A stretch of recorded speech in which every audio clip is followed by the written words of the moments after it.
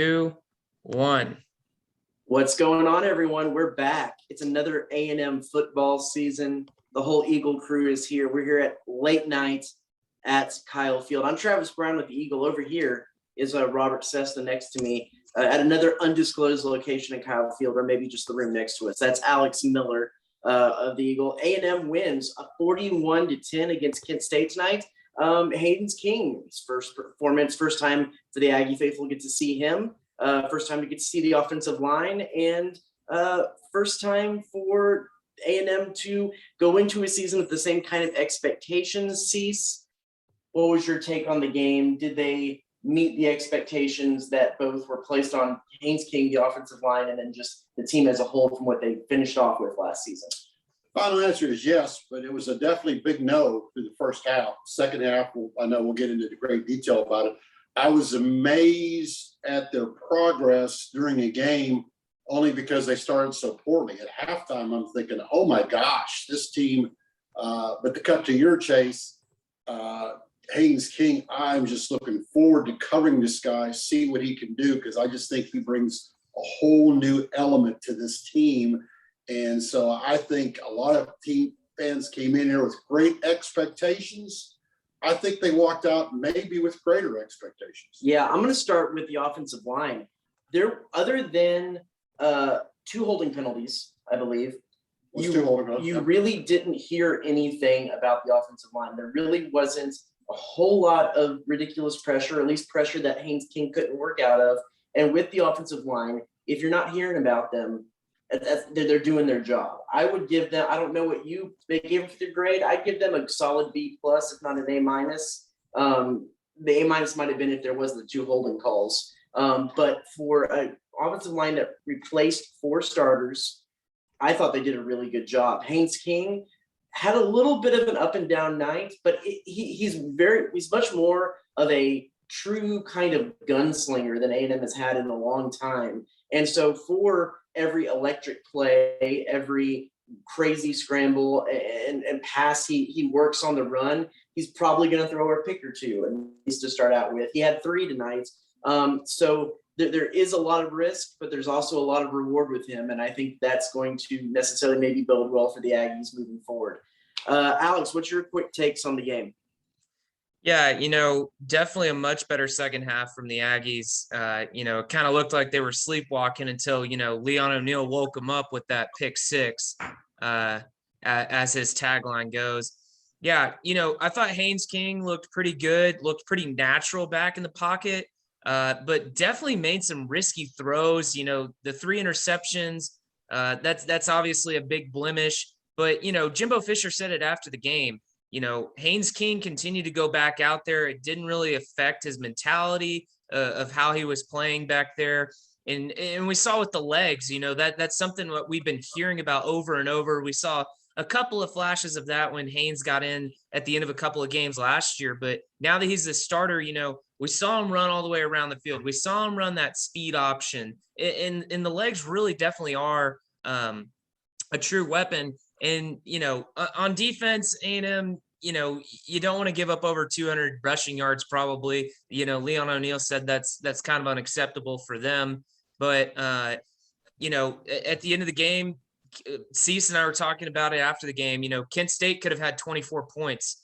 The game looks a lot different if it's 41-24 rather than 41-10. And the A&M defense held strong even with a bunch of backups in. Yeah, Haynes King started off 6 for 6 for 46 yards in that first drive that led to a touchdown, an Anais Smith touchdown catch. After that, him and Anais dropped probably maybe one of the best passes he had of the game, and things were a little bit shaky there. He threw the next one as incomplete. They ended up having to kick a field goal, and things just kind of sputtered. I will give them the benefit of the doubt, too, on offense that because – and you can tell me if I'm crazy on this – but because Kent State is an up-tempo offense. They led the nation in scoring offense last year, even though it was an all-MAC schedule. They have a potent offense. Jimbo Fisher was playing his normal ball possession game. He was going to play some defense with the offense and keep Kent State's offense off the field. That's kind of why I felt like that second quarter was a little bit of a slog. They mounted some really long drives in that quarter. Now, they left points on the board with 2 interceptions, but had those 2 interceptions turn into points, it would have made a little bit more sense of kind of what was going on through that slog of the second quarter. I thought if Caleb Chapman gets a 52-yard touchdown pass when he probably was interfered with, if Haynes King just leads that a little bit, I felt that play could have been the spark a la O'Neal in the first half. Then I think the offense would have even scored more points, but I think they just were in that lull, as you mentioned, and nothing was going to get them out of it, or did get them out of them. But I think Chapman, if they catch that ball and he was open and Kings just missed him, because, you know, it's amazing what one play will do. But now A&M has the capabilities of making that one play all the time. When you got King back there, they're just one play away from kicking the extra point. And then you put a Chaney speed in there, and then along with Spiller, and I know they're only playing, Kent State, but suddenly the weapons they have. Wow. Right. Wow. What we're talking about, of course, in the the third quarter, Leon O'Neal actually is sitting on the sideline thinking his night might be done because of what they called was a targeting penalty. Gets reviewed, comes back that it actually wasn't targeting. He led with his shoulder into the chest of the guy, and it really wasn't even a late hit call because he hit the guy inbounds, but he got a late hit flag on that as well. 2 plays later, he comes back, is cutting inside on a blitz, and the pass happens to come right at him, catches it and goes 85 yards behind what he calls the big trunk of DeMarvin Leal and the convoy that was leading his way into the end zone. That touchdown put points that A&M's offense couldn't find on the board. And after that, the offense started clicking, started finding momentum. I think after that, Haynes King was at like 8 for 10 with 1 interception and 1 incomplete pass, but also a touchdown pass to Nia Smith, throwing in a chain touchdown. He had 2 on the night in that mix there. You're right. Like a lot of things didn't really go well, but you have, as an A&M fan, you have to be excited about all of the weapons and the versatility that they had on offense that frankly just wasn't there last year. Without a doubt, you hit on it. There was 2 stretches there. Smith has a great drop on a great pass over the middle. I think at that point he's 6-6. He drops it. Then he has a lull. He's on another roll. And then, a drop comes up, the interception, but he can do that. Haynes King can do that. I leave here the number one thing there's a lot of things I take, but maybe the number one is coming in the back of my mind. I said to myself, if A&M gets the college football playoff, can they outscore Alabama? Can they outscore Oklahoma? I didn't think they could possibly, because I didn't think Jimbo that was his DNA, and everybody told me Cesta. He let Jameis Winston throw it all around on their national championship year. And once again, I think he does cater his team, those personnel. They took a lot more chances today than they did ever under Mond, I feel. They let it play. And I'm thinking, oh my gosh, this is going to be a fun team to watch. And I like Jimbo's reaction in the postgame. They threw 4 interceptions. But when you gamble, that's going to happen to you. You can't gamble. You can't win $1,000 playing $10 a hand. Well, and how important is Caleb Chapman? He proved it in the Florida game last year. That's about the only time they aired it out in the whole game last year. They just didn't have that deep vertical threat of a guy who can not only get past it, but go up and get the ball. And he proved his worth on that 53-yard catch there up the middle. On what was going there through the middle. Cease, let's go through first some of your grades. What you'll have to pick up tomorrow's Eagle to see all of them, but hit the high points of some of your grades tonight. I guess a lot of B's, because when it's all said and done, I didn't like the defense giving up 200 yards, but they had a lot of third down stops. They had the 2 big turnovers, because even the turnover near the end of the first half, I think there was a miss route on Kent State, but they're going to score points. It's going to be 10-6, maybe 10-10. I thought that was a big interception. So I thought the defense made the plays they had to. 5 sacks as well. Sacks played into not adding bonus points. I like the offense. I almost said 600 yards, but 5 turnovers. But a lot of B's, but a lot of work to do. But man, so much better than Alex and I talked. It was hard not to think of Vanderbilt that first half. Mm-hmm. But by the second half, we're talking Alabama again. I mean, they start doing things, and you start seeing players. So everything worked. Smith makes a mistake. They make in the kicking game. They made mistakes in just about everything.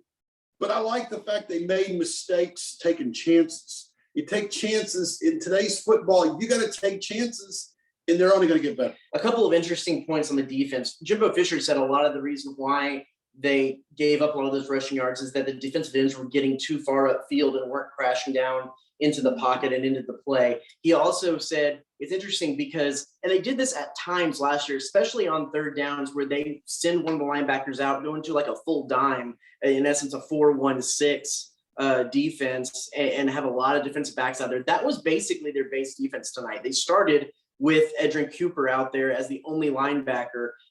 Him and Anthony Hines played a linh bit together, not Anthony Hines, Aaron Hansford played, I'm pulling a U, played both of them in the middle for a little spell. And then Andre White came in, and it was a little bit of a rotation, but they played with just one spy. And so if the running back draws that one linebacker out of the middle of the field or someone in the backfield, that whole middle of the field was wide open. And that was, while I'm sure there was busted coverages and schemes and assignments, that was a little bit of the scheme. They were going to try to match. They played a lot of man-to-man against an offense that likes to throw the ball around a lot and play quickly with just one linebacker. And so if the middle's not clogged up, you're going to give up some running yards. I give Kent State a lot of credit. I like a lot of their schemes. They did many wheels. They did a lot of quick hitters out in the flat.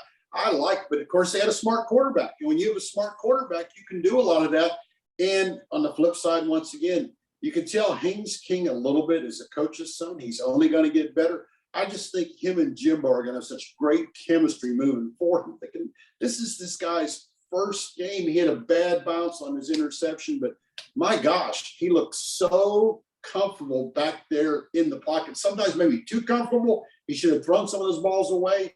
But once again, is when you watch that second half, when you leave here, I'm 68, but I think old Leon woke me up. Yeah, there's three things that stood out to me from the press conference. You had first, Jimbo Fisher was not very happy with the referee and the officiating. He made it known. He said it was pretty, just like their play, the officiating might have been a little shabby on the first game as well. Number two, you had Leon O'Neal is just great talking to him. He's just full of personality. And he said he was great. It was great seeing Leon O'Neal in front of him in that convoy. And he calls him Big Trunk. And when he saw that big trunk in front of him, he just followed it all the way into the end zone.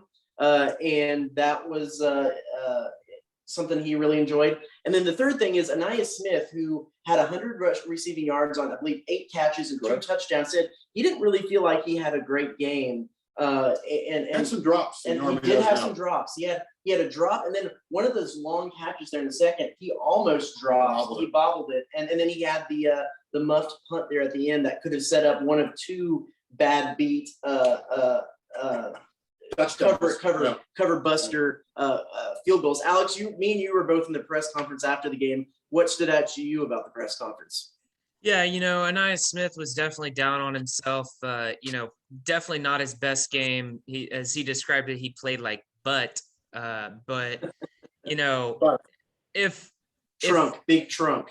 Yeah, if playing like butt for Anaya Smith is 100 yards and 2 touchdowns, what's to say what he can do if he's playing at 100%? He made some really good plays. We saw him in that 2-back set a couple times running the ball. He's their Swiss Army knife. Leon O'Neal, though, I mean, the whole comment about DeMarvin Leal, I mean, that was just hilarious. Calling him Medea, number 8 with the trunk.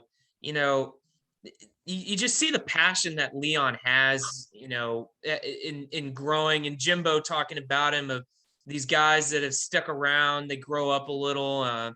It's been nice getting to talk to Leon this week and kind of hearing from him finally. A guy that stood out to me tonight on the defensive side was Shamar Turner at defensive tackle. He didn't get the start, but he was one of the guys who was first man off the bench. True freshman, just came in this summer. He was one of the top tacklers. Had a sack and a half. Very disruptive up in the middle. A&M playing without McKinley Jackson and Michael Clemens. Sorry to drop that one in there all randomly. We were kind of suspecting that they weren't going to play, but for a guy like Shamar Turner getting a chance to play, he really proved himself. And then on the other side, Bryce Foster starting at center, true freshman. He had his moments where he got beat, but I feel like for the most part, he played pretty decent.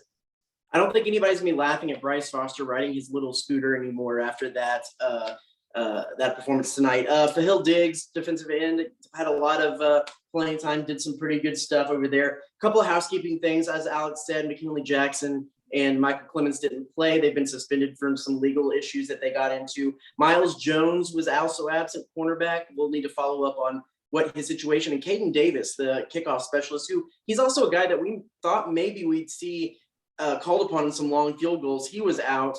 And the kicker, Bond. Yes. Randy Bond stepped in and came and did some kicking, which Jimbo was really pleased of there. Marvin Leal played a good game. I mean, he got one of his tackles for losses taken away by a penalty, but he was very disruptive. And as a lot of people say that watch A&M, he comes close to making plays. He makes quarterbacks throw the ball quicker. He did that tonight a couple of times. He doesn't get a lot of credit because people are so conscious of where he's at. One point on the Miles Jones being out too. Brian George started in place of him, and Kent State went after that side of the ball on offense, really picking on him. Jalen Jones, he's a pretty solid lockdown guy for the Aggies. They didn't really go after him, and it was interesting because the freshman Tyreek Chappelle, he got in a little bit of the rotation for George there in the middle of the game. And it was a little bit of the same story. There were a couple of times he got beat there on a slant route, I noticed.